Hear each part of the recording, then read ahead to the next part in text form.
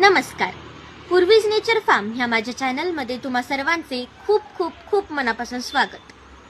मतदानाची स्थानिक सुट्टी आणि बँक ऑफिसेस बंद, रस्त्याची वर्दळ कमी आणि सांजसावलीचे ग्राहक विजिटर्स ही कमी.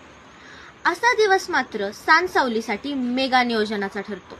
आज 780 पिल्लांचा फाऊल पॉक्स, तोंडावर तुऱ्यावर फोड्या येणे त्यासाठीची प्रतिबंधक लस, या इंजेक्शन डोसचे नियोजन ठरले. ही लस बर्फात ठेवावी लागते आणि सॉल्व्हंट बरोबर मिक्स केल्यानंतर 2-3 तासातच वापरावी लागते. सोनाली जातीची पिल्ले पकडणे, त्यांना कॅरेटमध्ये भरणे म्हणजे प्रचंड व्यायामाचे काम. यासाठी कंबर लवचिक असावी लागते. आज या पिल्लांच्या विक्रीची किंमत 170 ते 180 रुपये आहे. त्याचे कारण आहे ही लस. लसीच्या किमतीपेक्षा ती देण्याची प्रक्रिया खूप महत्त्वाची. सांजसावलीचे पिल्लू जरा महाग का असते याचे कारण कळले ना? आम्ही सर्व पिल्लांचे सर्व बेसिक डोस वेळेत आणि अगदी मनापासून करतो.